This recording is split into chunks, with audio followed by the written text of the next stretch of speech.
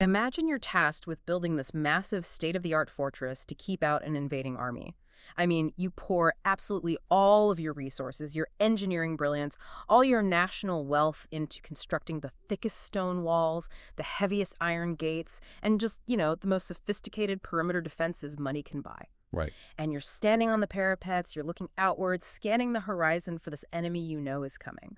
But then a rumor starts circulating inside the keep. Exactly. You start hearing these whispers that the chief architect of your fortress, like the person who designed the very walls you're standing on, was actually a spy working for the enemy. Yes, and suddenly your entire perspective just shifts. Yeah. You aren't looking out over the walls anymore. You're looking down at the masonry itself, Yeah. wondering which brick is hollow, which structural support is compromised, which corridor is wired to explode. Oh, absolutely. You become so utterly consumed by the idea that the enemy is already inside the gates that you start tearing the fortress down from the inside stone by stone.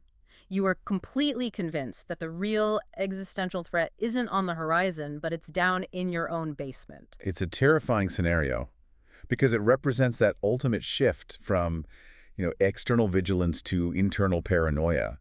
And as we dig into the source material today for our deep dive into the era known as McCarthyism, we really have to walk an incredibly fine line for you, the listener. We really do. Because on one hand, the historical record shows heavily documented, genuine Soviet espionage infiltrating the United States. That wasn't made up. Exactly. But on the other hand, you have a U.S. government that utilized that real threat to justify severe, unconstitutional overreach against its own innocent citizens. So our goal today isn't to take a political side on that divide. We are purely looking at the mechanics of how a genuine geopolitical terror mutated into a domestic witch hunt that just tore through American institutions. Okay, let's unpack this. Because to understand the mechanics of that domestic witch hunt, we really have to rewind the clock. We cannot start the story with Senator Joseph McCarthy just waving a piece of paper. No, not at all. We have to start with a world that felt like it was suddenly, violently spinning out of control. We need to look at the geopolitical tinderbox of the late 1940s, right after the end of the Second World War. I mean, think about it. If you're an American in 1945, you've just won a global war, you have a monopoly on the atomic bomb, and your economy is booming. You feel invincible. Right. You feel invincible, but within just a few years, that sense of invincibility completely evaporates. The psychological whiplash of that period, it really cannot be overstated. Yeah. The wartime alliance between the Western powers and the Soviet Union, the Big Three, it was always a marriage of convenience against a common enemy in Nazi Germany. Yeah, they weren't exactly best friends. Right. Almost the minute the war ended, that alliance fractured. The Soviet Union, under Joseph Stalin, began installing communist puppet regimes all across Central and Eastern Europe. Winston Churchill famously declared that an iron curtain had descended across the continent. Wow. And this wasn't just viewed as a political disagreement, It was viewed as an ideological crusade by the Soviets to dominate the globe. So in response to this, in March of 1947, President Harry S. Truman went before Congress to articulate a brand new framework for American foreign policy, which became known as the Truman Doctrine. And the mechanics of the Truman Doctrine essentially committed the United States to a policy of containment, right? Like, it wasn't about directly invading the Soviet Union. Exactly. No direct invasion. He was rather aggressively opposing Soviet geopolitical expansion wherever it popped up. Yeah. They started by sending massive financial and military aid to support anti-communist forces in Greece and Turkey. It was a line drawn in the sand. But the problem with drawing a line in the sand is that the tide just keeps coming in. It does. The sense of an impending, unstoppable global shift was accelerating at just a terrifying pace. It really felt like a cascade of falling dominoes for the people living through it. In 1948, the world witnessed the Czechoslovak coup. And this was particularly chilling for the West because Czechoslovakia was a functioning democracy. Wait, really? It was a democracy before that? Yes, it was. And the Communist Party there, backed by the Soviets, managed to subvert the government and seize absolute power from within. This fundamentally shifted the anxiety in the United States. Because it wasn't an invasion. Right. The fear wasn't just that Soviet tanks would roll across a border anymore. The fear was that democratic institutions could be hollowed out and captured internally by communist operatives. Which brings us to 1949, a year that essentially shatters any remaining American confidence. You have two massive geopolitical shocks that happen almost simultaneously. First, the Soviet Union successfully tests an atomic bomb. Let's really emphasize the gravity of this for the listener. That's huge. American intelligence and military analysts confidently believed they had a 10 to 20-year monopoly on nuclear weapons. They thought they had this massive buffer. They really did. When the Soviets detonated their bomb, which was known as Joe 1, in August of 1949, it was a profound psychological trauma for the American public.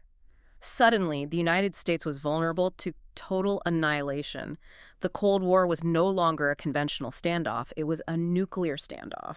And the immediate question that arose in Washington wasn't just, how did they build it so fast? The question was, who gave them the secret?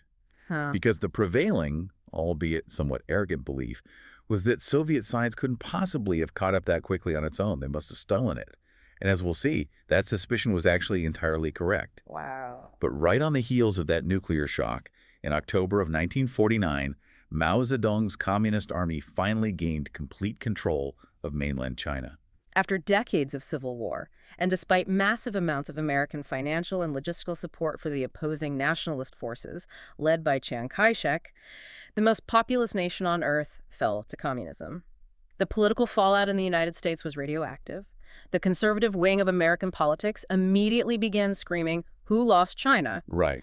Framing it not as a complex historical inevitability of a massive civil war, but as a deliberate betrayal by subversive elements within the U.S. State Department. And that framing is the crucial pivot point. Oh. Geopolitical failures were no longer being analyzed as failures of strategy or, circumstances beyond American control. They were being analyzed as evidence of internal treason. Which is so dangerous. Extremely. And then, the very next year, in June of 1950, the Korean War breaks out. Communist North Korean forces, backed by the Soviets and the newly communist China, flood across the 38th parallel. Suddenly, American soldiers are actively dying on foreign soil, fighting a communist advance. The anxiety in the American living room was suffocating. So you have this massive, suffocating cloud of global dread. But the true catalyst for the domestic panic was the realization that the threat wasn't just overseas in Prague or Beijing or Pyongyang. It was actively operating inside the United States. We have to look at the high-profile espionage cases that dominated the headlines, starting with Edgar Hoover. Edgar Hoover is such a key figure here. He was the embodiment of the Eastern establishment elite. He was a highly educated, sophisticated, top-level official in the State Department who had even been involved in the establishment of the United Nations. Oh, wow. So he was really up there. Very high up. But in 1948, a former communist underground courier named Whittaker Chambers testified before the House Un-American Activities Committee that Hoover had secretly been a communist and had passed highly classified government documents to the Soviets in the 1930s. And the legal mechanics of the Hoover case are fascinating because the statute of limitations had actually run out for the specific crime of espionage. They couldn't charge him for spying. Instead, they charged him with perjury for lying under oath when he denied the espionage charges. After a deeply sensationalized, highly publicized set of trials, he was convicted in early 1950.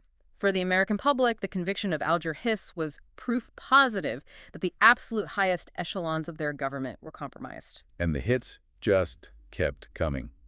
Right around the time Hoover was convicted, British intelligence arrested Klaus Fuchs, a brilliant theoretical physicist who had worked at Los Alamos on the Manhattan Project. That was the very heart of the American atomic bomb program. The ultimate secret. Exactly. And Fuchs confessed to committing espionage and funneling crucial nuclear secrets directly to the Soviets. His confession eventually led investigators to a spy ring in the United States, culminating in the arrest of Julius and Ethel Rosenberg, who were charged with passing atomic secrets to the Soviets. A charge that eventually led to both of them being executed in the electric chair in 1953. So if we look at the historical source material we're working with today, we have to synthesize this reality. If you're an average citizen consuming the news in 1950, your panic is not imaginary. It's very real. Right. Decades later, when the Soviet Union fell and KGB archives were opened, and when the U.S. government declassified the Venona Project, which was this massive top-secret program that successfully decrypted Soviet diplomatic and intelligence radio traffic, it proved definitively that substantial Soviet spy activity in the U.S. was real. Yes. The Venona intercepts confirmed that there were hundreds of Americans who had a covert relationship with Soviet intelligence. The Communist Party USA, the CPUSA, it wasn't just an independent domestic political party advocating for labor rights. It was heavily funded by Moscow, and the Soviet leadership exerted significant direct influence over its policies. That completely changes the context. It does. As historian Landon R.Y. Storrs highlights in the sources, this created a profound paradox. The CPUSA attracted many genuine, well-meaning democratic idealists who were fighting for civil rights, labor protections, and social justice during the Great Depression. Sure. But the party's secretiveness, its authoritarian internal structure, and the absolute loyalty of its top leaders to Stalin's brutal regime meant it was fundamentally compromised. Let me introduce an analogy here because I think it perfectly captures the structural failure of this era. It's like thinking you're playing a gentleman's game of chess only to look down and realize your opponent has secretly swapped out half your pieces. Oh, that's good. But instead of just checking the board, you decide to burn down the entire house. McCarthyism functioned like an autoimmune disease. The human body, or in this case the Democratic Republic, develops antibodies to hunt down a legitimate, highly dangerous foreign pathogen, which was Soviet espionage.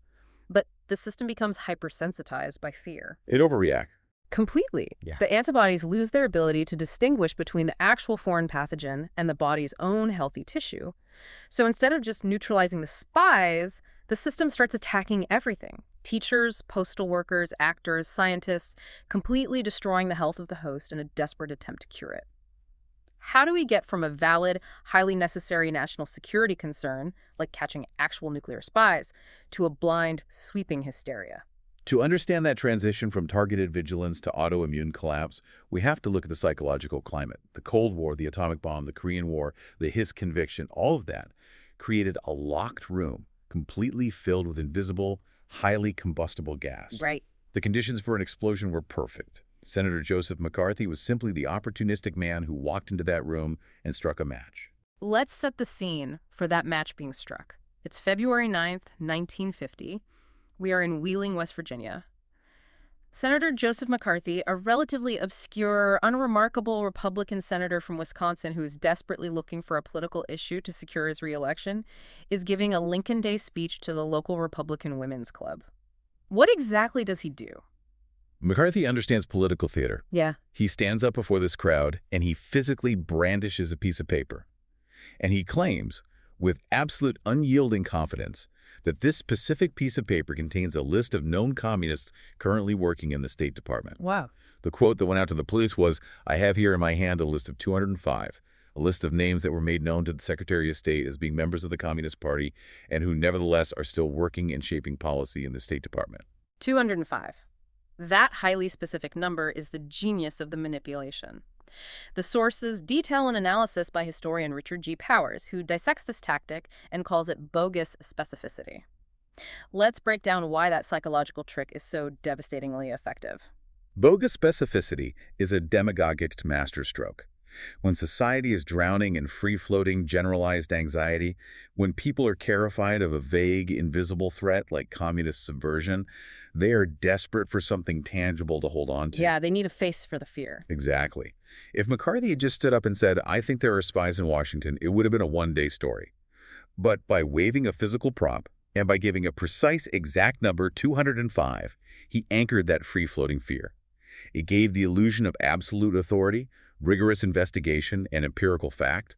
The listener subconsciously thinks, well, if he knows there are exactly 205, he must have seen the hard evidence. Even though the list was entirely unsubstantiated, and he constantly changed the number in subsequent weeks. Sometimes it was 57, sometimes it was 81. It didn't matter. The press wire services picked up the Wheeling speech, and because of the journalistic norms of the time, which favored objective reporting of what a senator said rather than instantly fact-checking the veracity of the claim, the headline, "Senator Claims 205 Communists in State Department," was printed in newspapers across the country. It was everywhere. It catapulted him to massive national fame instantly. And it's fascinating to look at where the term McCarthyism actually originates. It wasn't a historical label applied decades later. It was coined in real time, right in the middle of the maelstrom. Yes, the term entered the American lexicon almost immediately. The first recorded use in print was in the Christian Science Monitor in late March of 1950, just weeks after the Wheeling speech. But the defining visual popularization came the very next day from the legendary editorial cartoonist Herbert Bloch, who published under the name Herr Bloch in the Washington Post. The mechanics of that political cartoon are brilliant.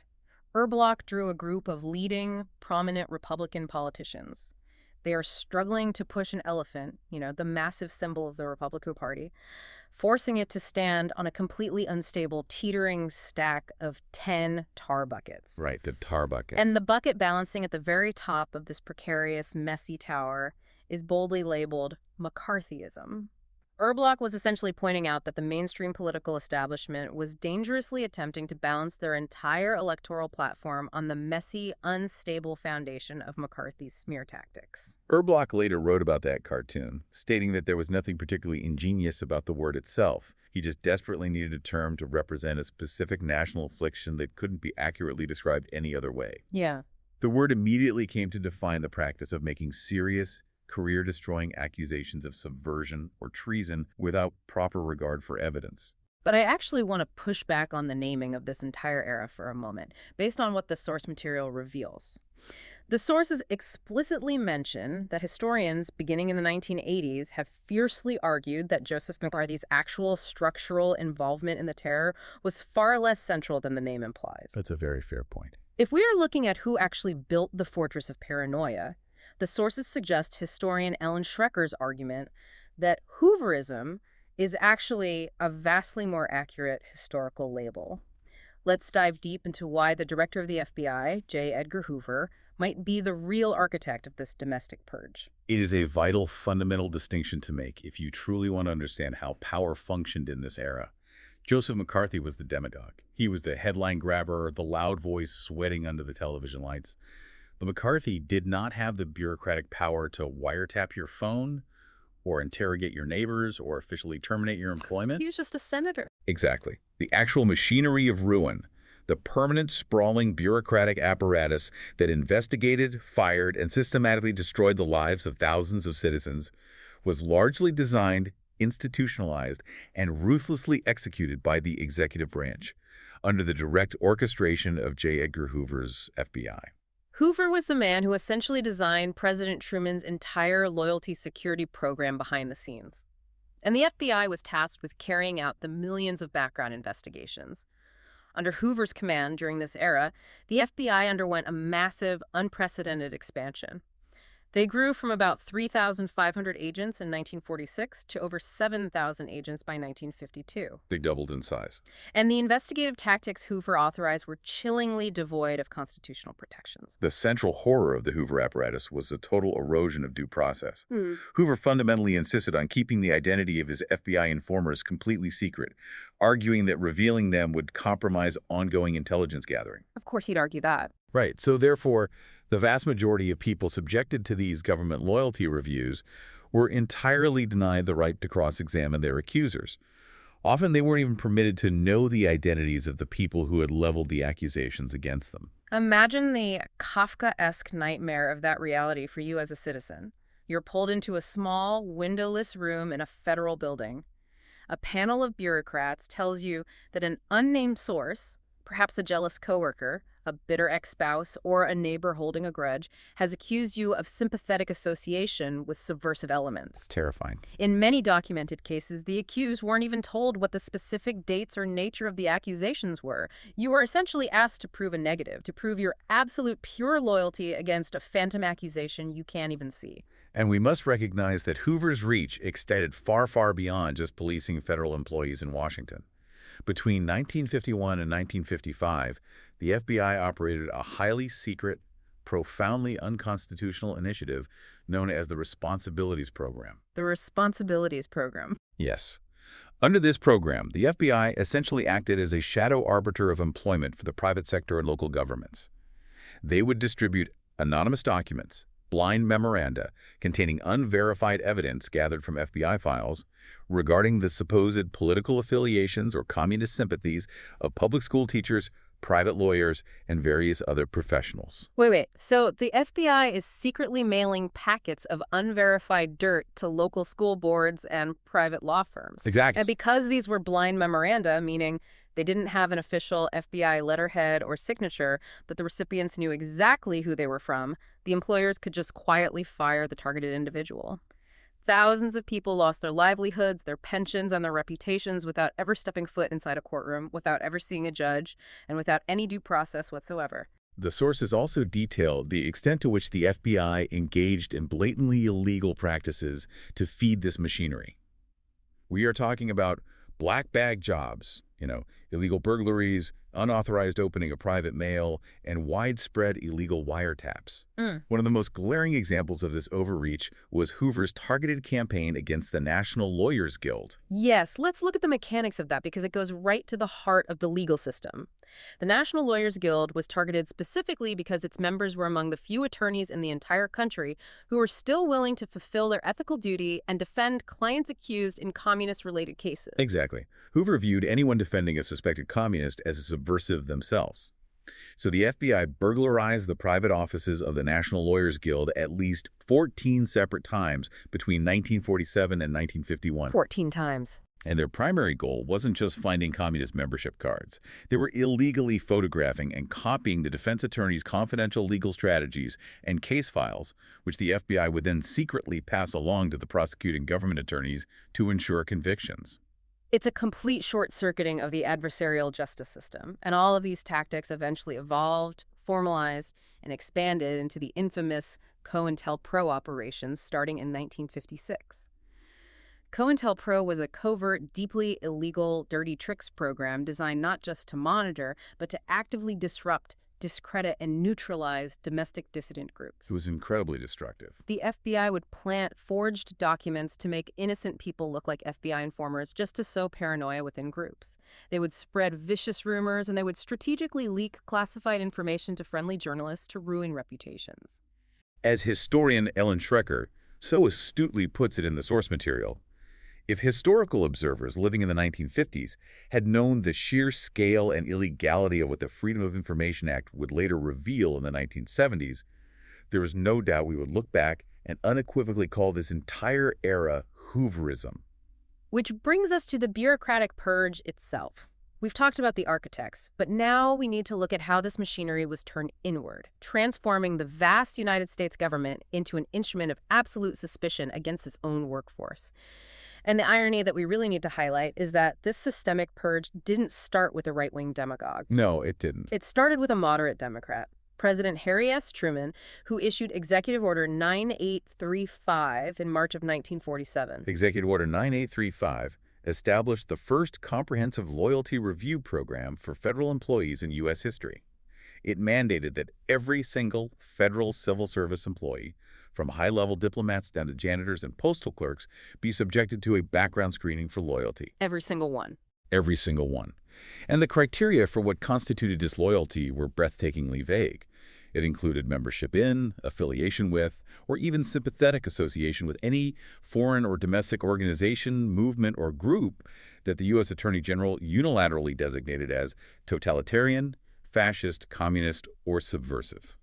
I have to pause and ask about the political calculus here. Why on earth did Truman, a Democrat who was actively implementing the liberal policies of the Fair Deal, initiate this massive civil liberties crushing apparatus? Was he genuinely terrified of a postal worker bringing down the republic, or was he just trying to beat his conservative critics to the punch? Because it really feels like that autoimmune response we talked about, where the government's defenses start attacking healthy cells out of sheer political self-preservation. The political context provides the key. The sources strongly suggest that Truman was reacting defensively to the massive Republican sweep in the 1946 congressional midterm elections. The Republicans had campaigned heavily on the accusation that the Democratic administration was soft on communism and had allowed Soviet sympathizers to infiltrate the New Deal bureaucracy. So he was feeling the pressure. Immense pressure. Truman felt a desperate, pragmatic need to neutralize that attack vector heading into the 1948 presidential election. He believed that by creating his own loyalty program, he could control the process and keep it out of the hands of congressional zealots. But that didn't work. Not at all. He drastically miscalculated the beast he was creating. Once that bureaucratic machinery of suspicion was built and funded, it took on a life of its own. It became an institution. And it only expanded. When President Dwight D. Eisenhower, a Republican, took office in 1953, he didn't dismantle the apparatus, he strengthened it. He issued his own executive order that actually decreased the avenues of appeal for dismissed employees. The net of suspicion was thrown incredibly wide. Very wide. By 1958, historians estimate that 1 out of every 5 employed persons in the entire United States, we aren't just talking about federal bureaucrats anymore, we're talking about state employees, local municipal workers, public school teachers, and massive swaths of private industries tied to government contracts, was required to pass some form of loyalty review. 1 in 5 workers. And the consequences of failing that review were absolute, permanent professional death. The chairman of Truman's own loyalty review board bluntly stated the reality of the situation. He said, "A man is ruined everywhere and forever. No responsible employer would be likely to take a chance in giving him a job." Wow. Ruined everywhere and forever. Yes. We aren't just talking about losing a paycheck. We're talking about being permanently locked out of your chosen profession and branded a traitor in your community. And nobody was immune. The highest profile casualty of the security apparatus was J. Robert Oppenheimer, the brilliant theoretical physicist who had been the scientific director of the Manhattan Project. This was the man who practically handed the United States the atomic bomb, a national hero. Absolutely. Yet, in 1954, after a grueling, deeply humiliating 4-week secret hearing, his top secret security clearance was completely revoked, effectively ending his career in government science. If they could take down Oppenheimer based on his past associations with left-leaning academics, they could take down anyone. And they did, because the definition of what constituted a subversive organization was incredibly broad and constantly shifting. The Justice Department maintained a master list of subversive groups that eventually swelled to 154 different organizations. It was a huge list. You could be investigated and fired simply for having attended a meeting of an organization a decade earlier, before it was ever even on the list. One of the most frequently cited causes of suspicion in Washington was simply having a membership to the Washington Bookshop Association. Wait, a bookstore? A bookstore. It was a cooperative that offered lectures on literature, classical music concerts, and discounts on books. But because it leaned left politically and occasionally hosted speakers who were critical of U.S. policy, it was placed on the Attorney General's list. Buying discounted novels was treated as evidence of a potential willingness to betray your country. Here is where the history gets profoundly tragic and where we see how deeply this paranoia infected the societal DNA. The source material details a specific, massive subset of this bureaucratic purge that is incredibly important, known as the Lavender Scare. It wasn't just suspected communists who were losing their jobs and their lives, it was suspected homosexuals. This is one of the most devastating and, until recently, frequently overlooked aspects of the McCarthy era. The Lavender Scare ran parallel to the Red Scare, but in many ways it was even more ruthless. Yeah. Following the incredibly damaging Cambridge 5 spy scandal in the United Kingdom, which involved high-level British intelligence officers who were secretly passing information to the Soviets, and several of whom were homosexual men, suspected homosexuality became a primary, explicit target for U.S. investigators. The government actively hunted for what they termed sexual perverts, operating under the presumption that they were inherently subversive by nature. This dragnet resulted in over 5,000 federal workers being explicitly fired because of their sexual orientation, and thousands more who were harassed, intimidated, and preemptively denied employment. But I want to break down the mechanics of the conflation. How, logically, did the United States government connect homosexuality to Soviet espionage? What was the actual argument being made in these committee rooms? To understand that, you have to look at the deeply conservative sociological framing of the 1950s. At that time, homosexuality was officially classified by the medical establishment as a psychiatric disorder. Right, the DSM listed it as such. Exactly. And in the highly politicized, fear-drenched environment of the Cold War, it was rhetorically framed by politicians as a dangerous, contagious social disease that threatened the moral fiber of the state. The traditional, nuclear, heterosexual family was heavily promoted as the absolute cornerstone of American strength and resilience against the godless threat of communism. So they were seen as an ideological threat just by existing. Yes, the twisted logic of the era dictated that homosexuals, who existed outside that traditional family structure, were inherently unstable, lacking in moral character, and posed a fundamental threat to the social body. And beyond the moral panic, there was a very specific operational security argument that the FBI and politicians relied heavily upon. They argued that because homosexuality was highly stigmatized socially, and because homosexual acts were criminalized and illegal in nearly every jurisdiction in the country, it meant these individuals lived in secrecy. Right. And that secrecy made them uniquely vulnerable to extortion and blackmail by Soviet intelligence agents. The argument was that a Soviet spy could discover a federal worker's secret life and threaten to expose them to their family and employer unless they handed over classified documents. Therefore, they were deemed unacceptable security risks. But fundamentally, if you strip away the national security rhetoric, it was about conflating any form of social nonconformity with political treason. And McCarthy leaned into that. Heavily. Joseph McCarthy explicitly drew upon this deep-seated prejudice to position himself not just as a defender of state secrets, but as the vanguard of traditional American social morality. And the investigative tactics used in the Lavender Scare were brutal. The FBI didn't just passively wait for reports. They set up widespread proactive surveillance networks specifically designed to identify homosexual government employees. They tracked people at bars, monitored public parks, pressured local police vice squads to hand over arrest records, and used intense interrogation techniques to force those they caught to out their friends and colleagues. It was devastating. It was a massive, life-destroying dragnet that ruined thousands of careers and led to numerous documented suicides. So we see the government ruthlessly and systematically purging its own bureaucratic ranks in Washington.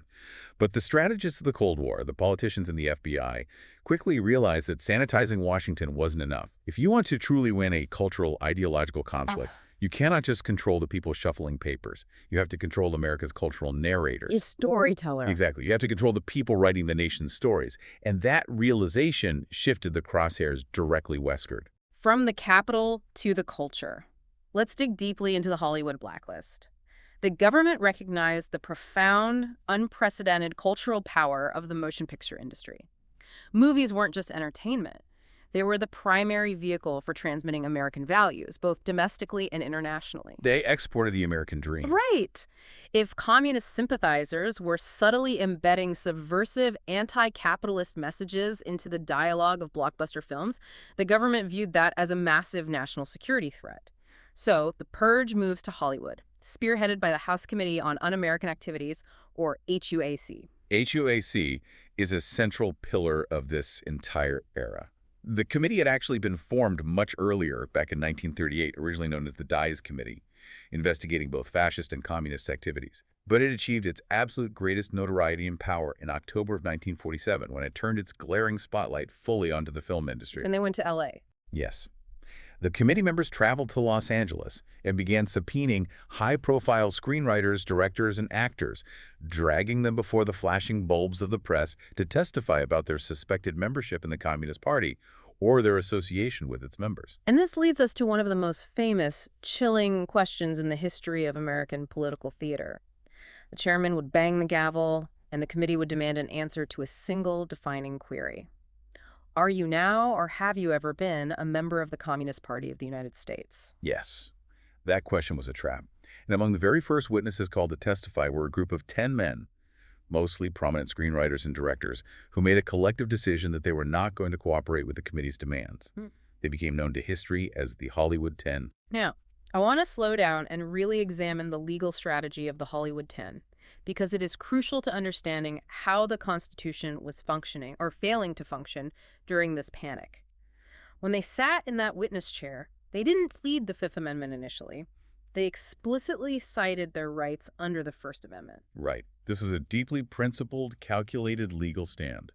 They argued forcefully that the First Amendment's guarantees of free speech, free assembly, and freedom of association legally protected them from being forced by any branch of the government to reveal their private political beliefs, their voting records, or their associations. They thought it was none of the government's business. Precisely.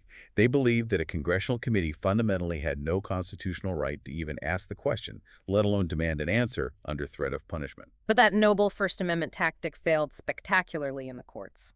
Let's explain why. How did a democracy legally justify forcing citizens to declare their political affiliations? It failed because the federal courts drew a very specific, very narrow distinction regarding congressional power.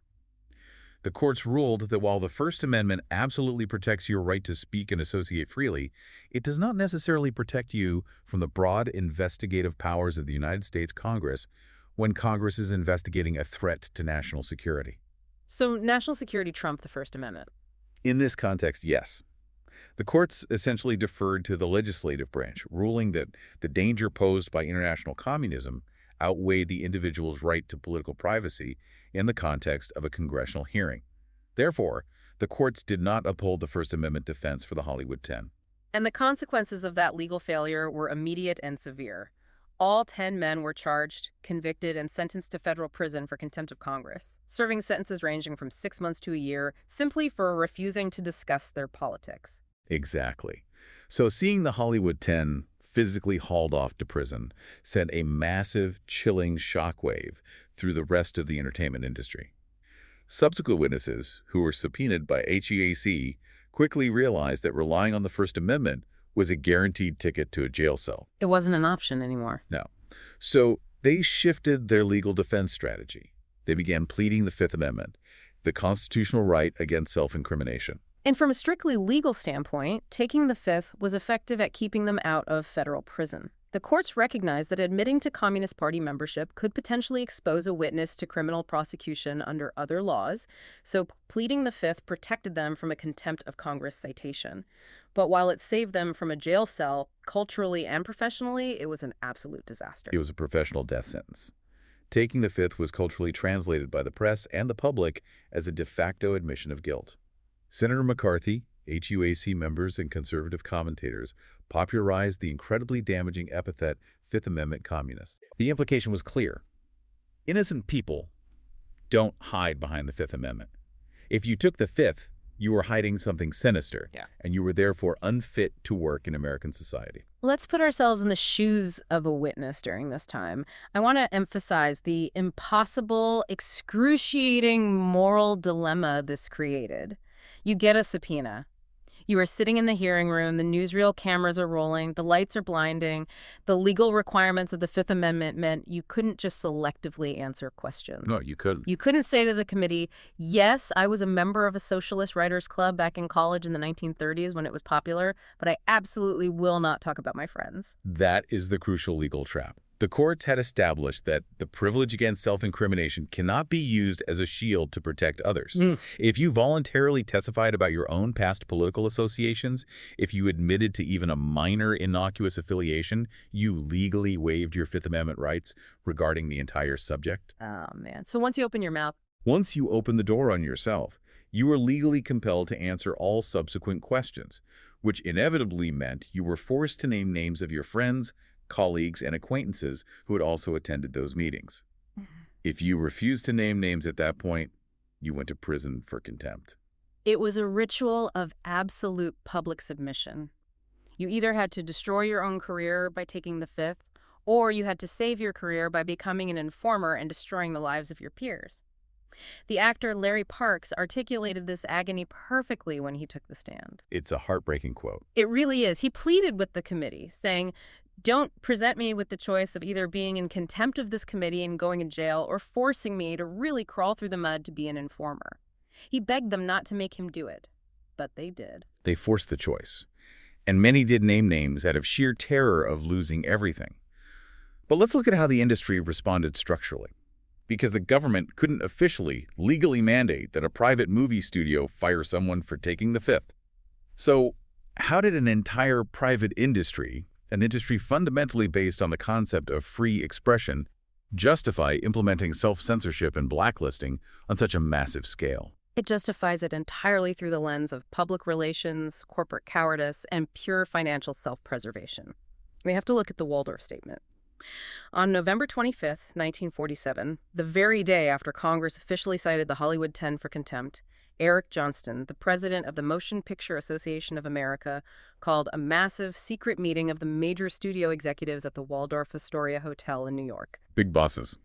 Coming out of that meeting, they issued a unified press release that fundamentally changed American culture. The Waldorf Statement announced the immediate firing of the Hollywood 10 without pay.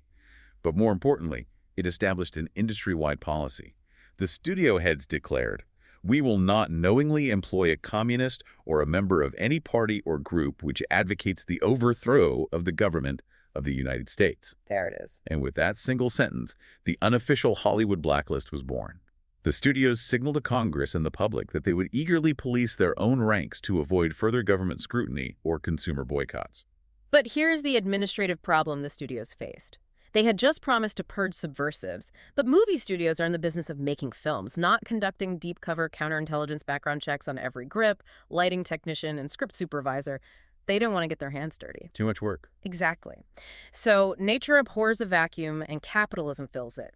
An entire cottage industry of deeply cynical private loyalty review boards and anti-communist publications sprang up overnight to monetize the fear. It essentially functioned as a private, ideological protection racket. If a broadcasting network or a corporate sponsor, like a soap company, felt vulnerable to bad public relations, they outsourced the paranoia. They hired private consulting firms, the most famous being Aware, Inc. Right. For a hefty fee, these private teams would investigate the political backgrounds of a company's employees. And the process was entirely Kafkaesque. If you were flagged by one of these firms, you were subjected to a private tribunal. You had no right to an attorney, you couldn't face or cross-examine your accusers, and you were aggressively interrogated about your politics, your charitable donations, and your past associations, all based on massive cross-reference lists maintained by these private vigilante groups. And these groups literally published physical lists, essentially catalogs of ruined lives.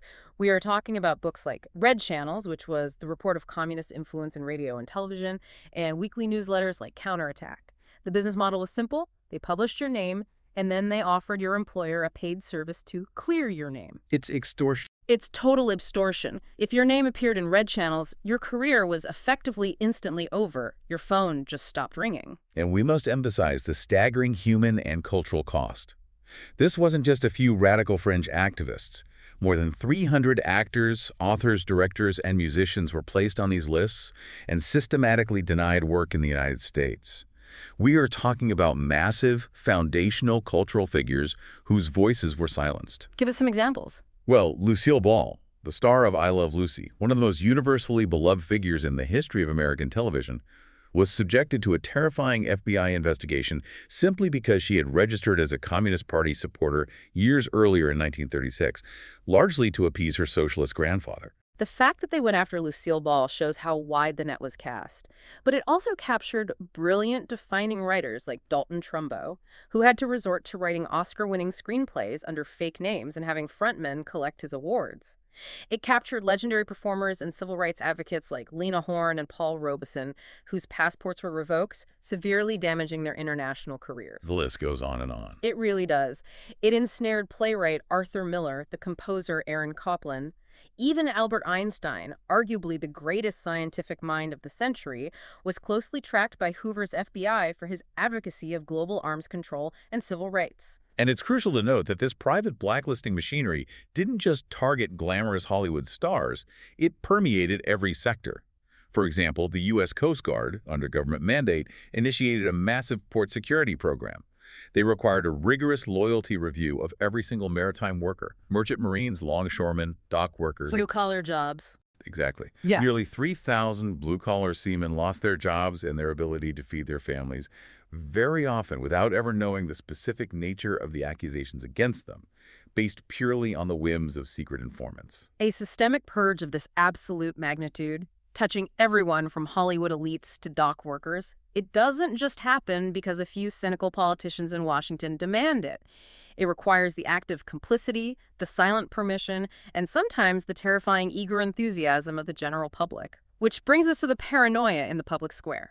How did everyday citizens become active participants in this machinery of ruin? A crusade like McCarthyism requires both a dense legal framework to legitimize the persecution and a grassroots social movement to enforce it. Let's look at the legal framework first. At the federal level, Congress passed a series of laws that heavily criminalized political affiliation.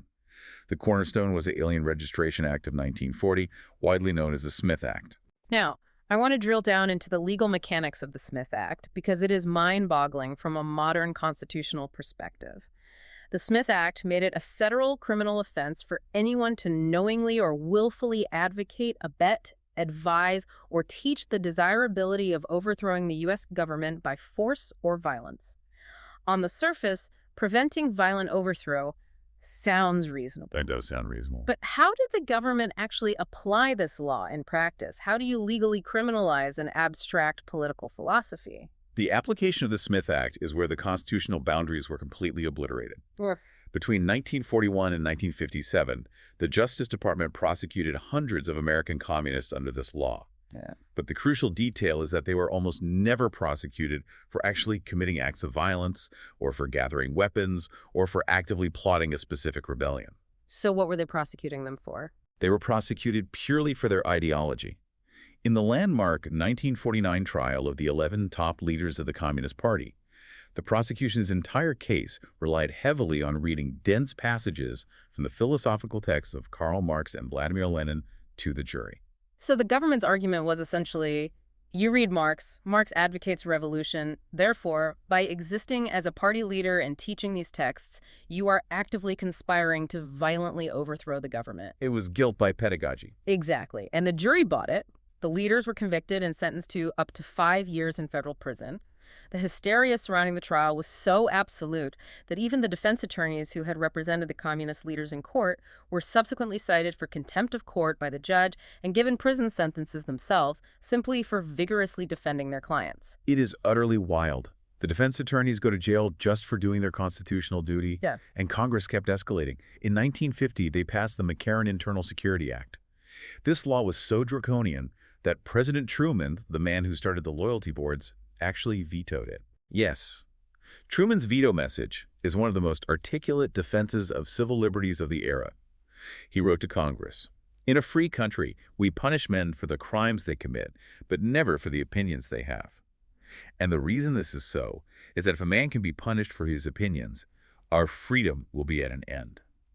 That's a powerful quote. It is. But the political panic was so intense that Congress easily overrode his veto.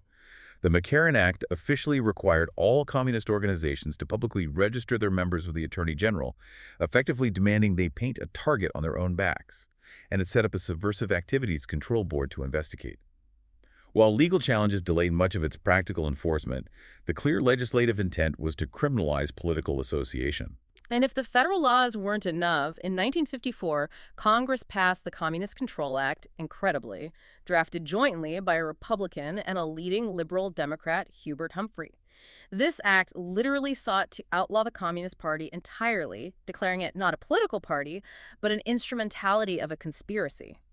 But as deeply alarming as the federal laws were, the source material reveals that the individual states and local municipalities went even further into the realm of absolute legislative absurdity. The state-level response was a race to the bottom of civil liberties. By 1952, several states had enacted incredibly harsh statutes against criminal anarchy and sedition.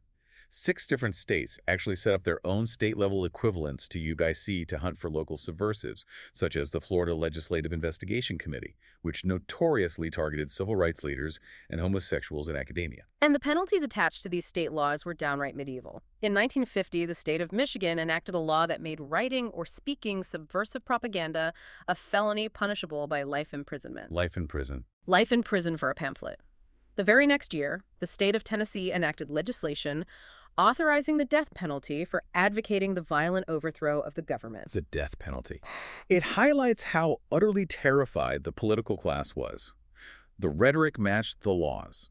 The source is, quote, Texas Governor Alan Shivers passionately describing membership in the Communist Party as a crime that is worse than murder. Worse than murder. When the governor says that, it gives every local official permission to lose their minds.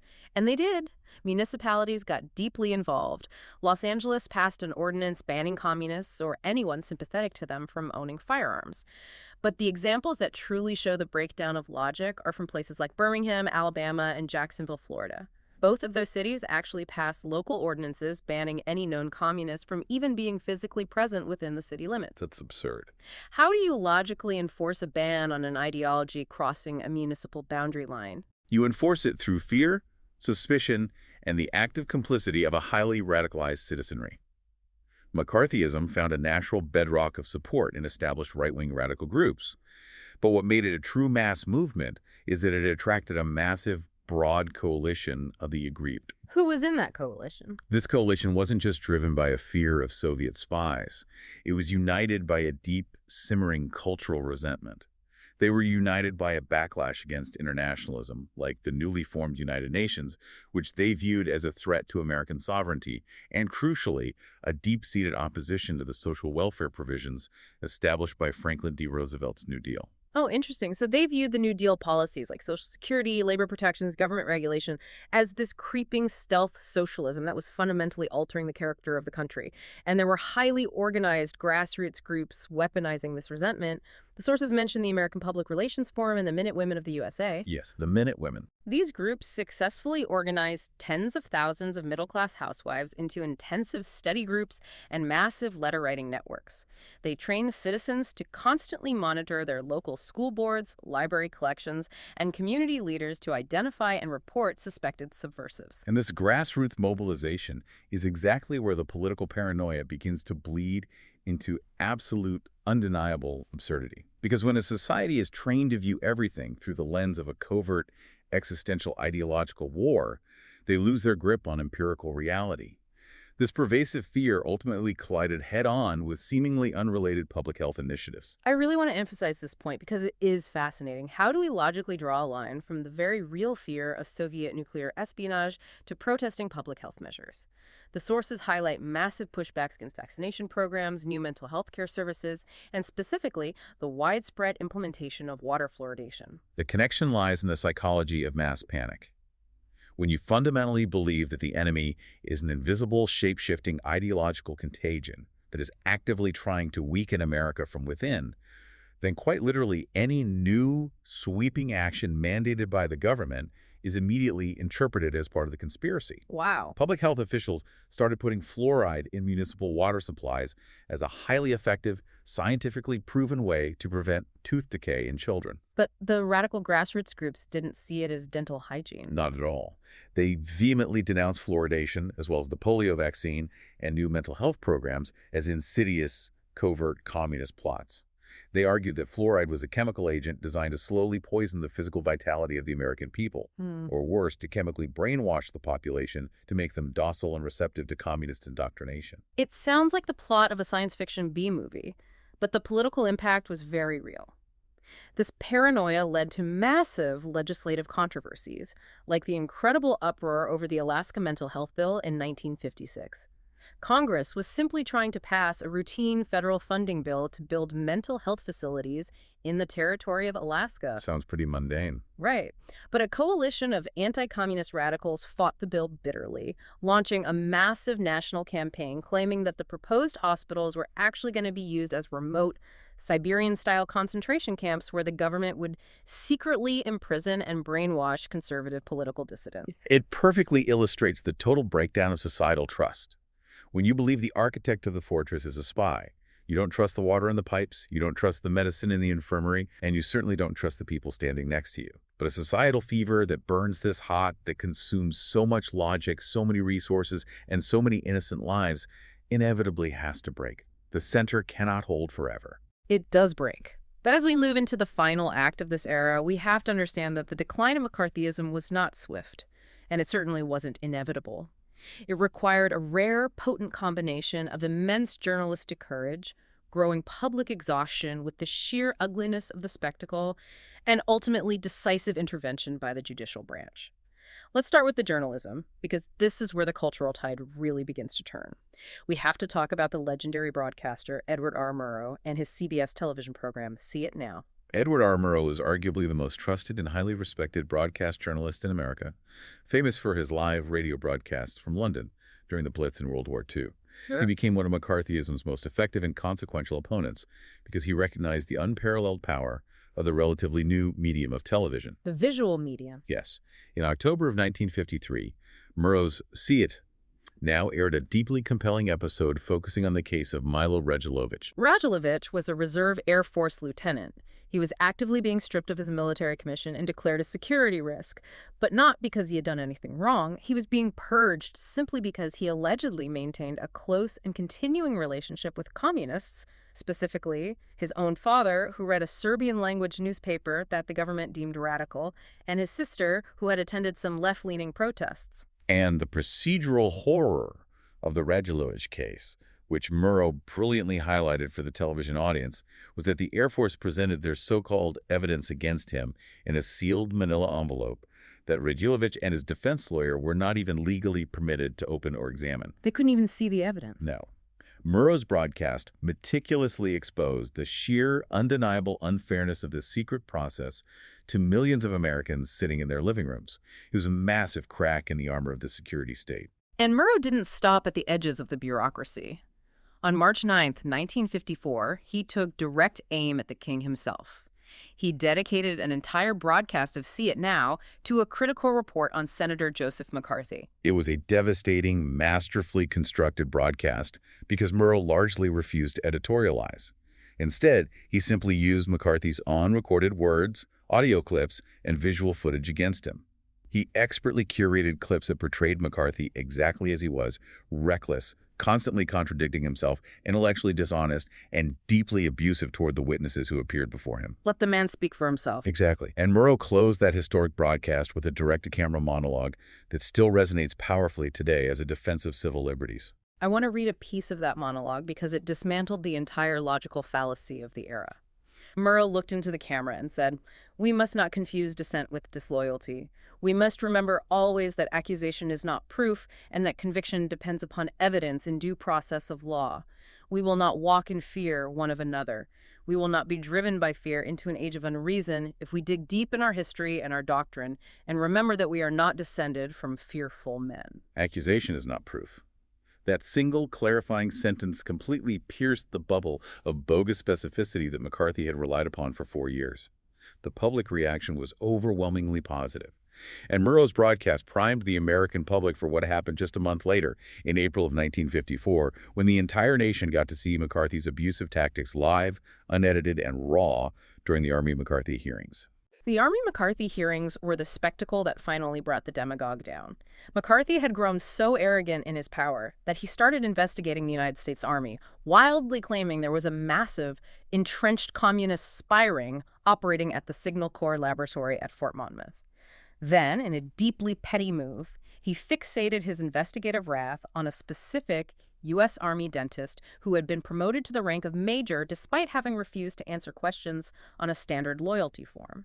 The United States Senate, finally pushed to the brink by McCarthy attacking the military leadership, organized televised hearings to investigate the conflicting claims between the Army and McCarthy's committee. For 36 agonizing days, the proceedings were broadcast live on the ABC television network. Unfiltered. Completely unfiltered. The American public sat glued to their screens and watched McCarthy in real time. Without the filter of sympathetic journalists, they saw a man who constantly interrupted, bullied, sneered, and verbally berated decorated military officers. He appeared unhinged, cruel, and desperately grasping for relevance. The climax of those hearings is one of the most legendary moments in American political history. The Army's chief legal counsel was an attorney named Joseph Welch. During the proceedings, McCarthy, entirely unprovoked and completely ignoring a prior agreement, suddenly launched a vicious, televised attack on the reputation of a young, junior lawyer who worked in Welch's law firm back in Boston, attempting to smear the young man's early minor affiliations. And Joseph Welch, with the cameras rolling, finally reached his breaking point. Welch interrupted McCarthy's tirade, his voice shaking with genuine emotion, and delivered the fatal, defining blow to McCarthy's public credibility. He famously said, "Until this moment, Senator, I think I never really gauged your cruelty or your recklessness. Let us not assassinate this lad further, Senator. You've done enough. Have you no sense of decency, sir? At long last, have you left no sense of decency?" Wow. The silence in the hearing room was deafening, followed immediately by the gallery erupting in spontaneous applause. The spell of fear was permanently broken. The emperor very clearly had no clothes. McCarthy's approval ratings plummeted overnight. By December of that same year, 1954, his colleagues in the U.S. Senate finally found their courage and voted 67-22 to officially censure him for conduct that tended to bring the Senate into dishonor and disrepute. He was politically ruined, and he drank himself to death just 3 years later. He did. But as we've established, McCarthy the man was just the loud frontman. His fall did not immediately dismantle the massive, entrenched machinery of the bureaucracy or the private blacklists. How did the Hollywood and broadcast blacklist actually end? Breaking the private blacklist required a different kind of courage. It required a willingness to engage in prolonged legal and financial warfare, The turning point was a lawsuit filed by John Henry Falk. Falk was a highly popular folksy radio host for CBS and a vocal progressive who was active in his labor union, FTRA. Because of his union activities, he was targeted, investigated, and marked as officially unfit by Aware, Inc. Right, that private group we talked about. The most prominent of those private, vigilante loyalty-checking firms. Under pressure from sponsors, CBS fired him, and his career was instantly destroyed. But unlike hundreds of other blacklisted performers who either fled the country, used pseudonyms, or simply faded into tragic obscurity, John Henry Falk decided to fight back using the courts.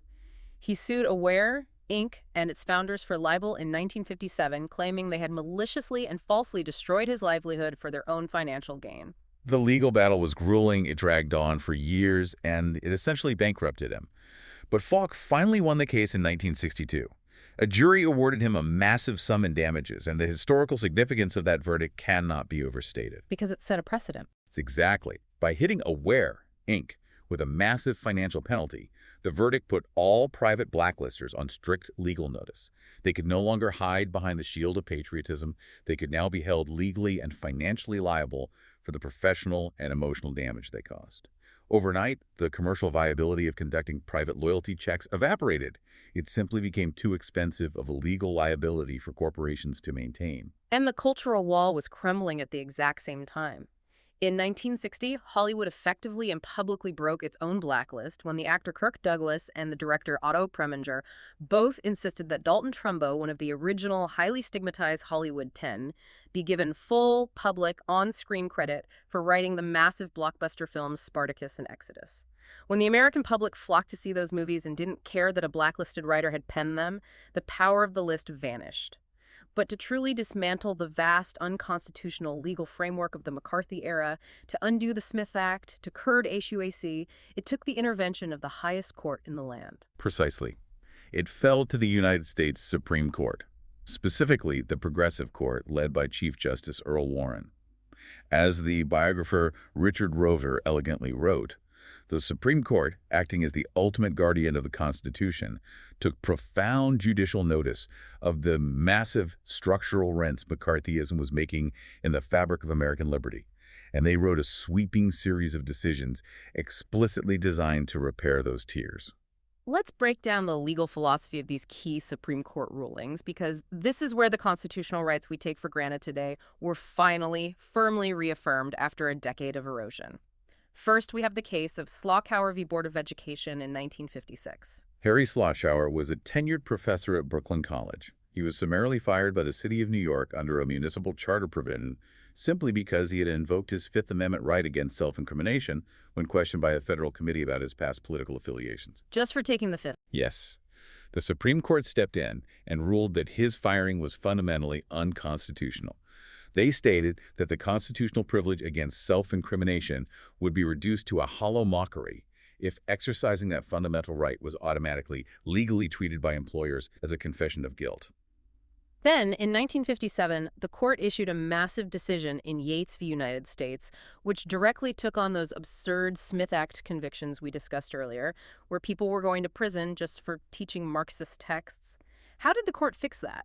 The Yates decision is a cornerstone of modern First Amendment jurisprudence. The court overturned the convictions of 14 lower-level Communist Party officials. Justice John Marshall Harlan, writing for the majority, forcefully clarified the critical legal difference between advocating an abstract doctrine and advocating direct, illegal action. Ah, so there's a line there. A very clear line.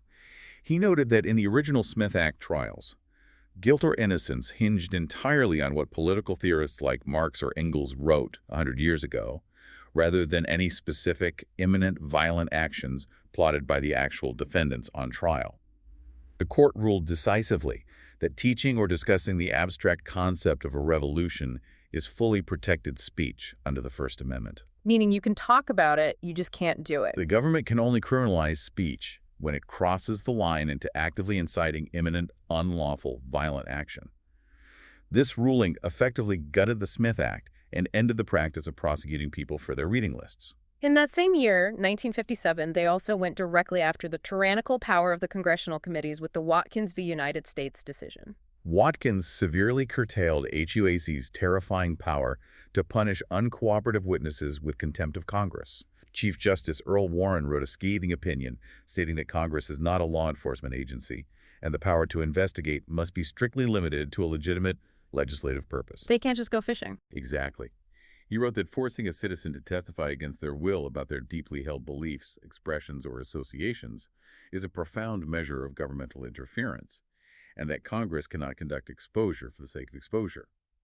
Furthermore, the court continued to dismantle the apparatus in 1958 with Kent v. Dulles, ruling definitively that the State Department could no longer arbitrarily revoke or deny a citizen's passport and thereby restrict their constitutional right to travel, simply based on the applicant's communist beliefs or associations. So if we pull all the way back and look at the vast sweep of this history, from the genuine, terrifying geopolitical realities of the Soviet atomic bomb and real espionage, down to the absolute tragic absurdity of the government investigating Lucille Ball, firing thousands of gay federal workers, and local municipalities attempting to ban fluoride in the water, we see a profound failure of the American immune system. We see opportunistic men like Joseph McCarthy and J. Edgar Hoover successfully exploiting a very legitimate national security threat in order to settle petty political scores, crush domestic dissent, and accumulate massive, unchecked bureaucratic power. And we must soberly measure the immense cost of that failure. The human cost is quantified in thousands of ruined careers, shattered families, destroyed reputations, and tragic suicides. But the long-term institutional cost is perhaps summarized best by the historian Ellen Schrecker, whose profound observation in the source material we must return to. What does she argue? She argued that in its desperate, flailing attempt to protect American democracy from the threat of totalitarianism, the architects of McCarthyism eagerly utilized totalitarian tactics, secret evidence, guilt by association, ideological purges, and the demand for humiliating public confessions. Ultimately, McCarthyism likely inflicted far more lasting damage on the U.S. Constitution and the fabric of civil liberties than the American Communist Party ever managed to achieve. It is a profound, chilling historical irony, and it leaves us with a provocative, lingering thought as we wrap up this deep dive into the source material. We collectively like to look back at the McCarthy era as a closed chapter of history, a terrible fever that broke thanks to the courage of journalists like Ed Murrow and the wisdom of the Supreme Court. But the sources reveal something deeply unsettling about the nature of bureaucracies. Portions of that massive security apparatus, constructed during the height of the panic, still quietly exist today. The historical record shows that the architecture was never fully dismantled. For example, loyalty oaths, a direct legacy of the Truman and Eisenhower purges, are still a mandated requirement, firmly embedded within the California Constitution. Today, right now, any official or employee in the state government of California, including disaster relief workers and public university professors, must sign a loyalty oath affirming they do not advocate the overthrow of the government. While it may seem like an archaic formality to most, this lingering legal reality continues to create significant real-world problems for certain religious groups like Quakers or Jehovah's Witnesses, whose deeply held pacifist or religious beliefs strictly preclude them from pledging absolute unconditional loyalty to the state over their conscience. And that reality brings us right back to the parapets of our fortress. When a society, gripped by sheer terror, decides to build a massive emergency apparatus, when it willfully wires its own basement with explosives and empowers secret committees to hunt for spies among its own citizens, does it ever truly completely dismantle those traps once the war is over? Or do we just comfortably learn to live our lives inside the architecture of our old fears, blindly hoping that the tripwires never get pulled again? Thank you for joining us on this deep dive. Keep questioning the walls around you.